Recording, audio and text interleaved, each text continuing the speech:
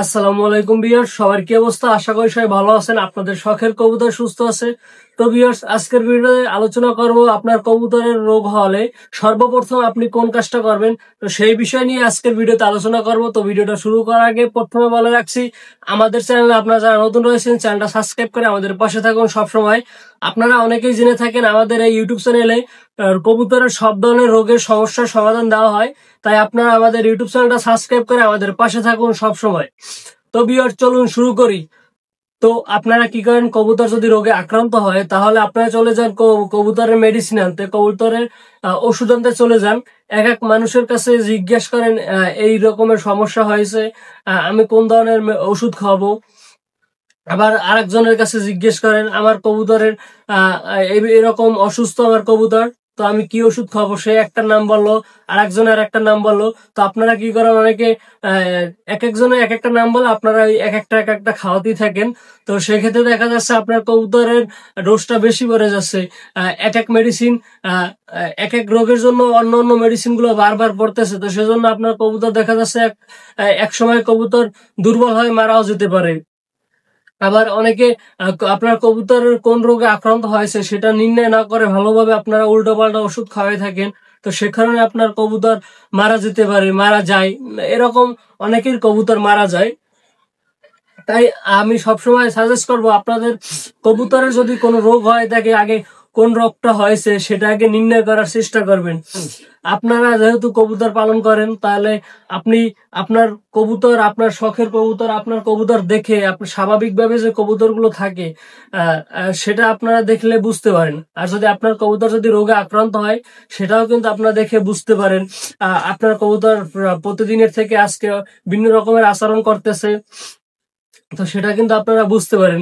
তো সেহেতু আপনারা বুঝতে পারেন যে আমার কবুতরের কোনো আপনার রোগে আক্রান্ত হয়েছে। তো সেজন্য আপনার আগে সর্বপ্রথম কবুতরের রোগটা নির্ণয় করতে হবে। আমার কবুতরের কৃমিতে ভুগতেছে, তো সেটাকে নির্ণয় করতে হবে। কবুতরে আমরা বিশেষ করে জানি কৃমি হলে কবুতর খাবার কম খায়, কিন্তু পানি খায় পর্যাপ্ত পরিমাণের, প্রচুর পানি খায়। তারপর কবুতর শুকিয়ে কাঠ হয়ে যায়, বুকের হাড়টা বের হয়ে যায়। তো এই যে একটা কৃমির লক্ষণ। তো আপনার এর আগে এভাবে আপনার সর্বপ্রথম কবুতরের কোন রোগটি হয়েছে সেটা নির্ণয় করবেন, তারপর মেডিসিন দিবেন কবুতরকে।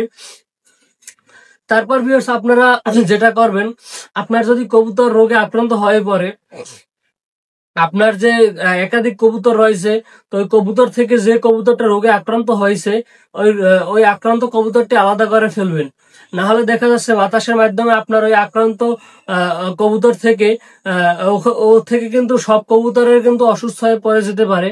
তো আপনারা সব সময় চেষ্টা করবেন যে কবুতরটি রোগে আক্রান্ত হয় ওই কবুতরটি সবসময় আলাদা রাখার চেষ্টা করবেন। তারপর যে কাজটি করবেন, রোগে আক্রান্ত হওয়া কবুতরটিকে রোদে রাখার চেষ্টা করবেন।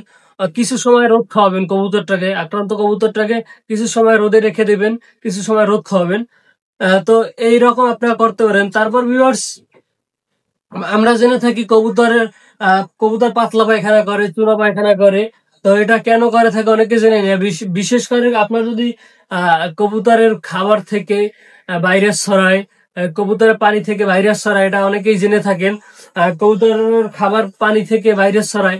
তো আপনাদের যদি কবুতর যদি পাতলা পায়খানা করে, হালকা চুনা পায়খানা করে, তাহলে আপনাদের কোনো মেডিসিন ঘাবড়ানোর কিছু নেই। ঘাবড়ালেই সমস্যা, ঘাবড়ানোর কিছু নেই। আপনারা আপনারা কি করবেন, কবুতরকে পরিষ্কার পানি দিবেন বা পরিষ্কার খাবার দিবেন, ভালো মতো খাবার দিবেন, তাতে আপনার ওই চুনা পায়খানা পাতলা পায়খানা ভালো হয়ে যাবে। আপনার কবুতর যদি অসুস্থ হয়ে পড়ে আপনারা ঘাবড়াবেন না।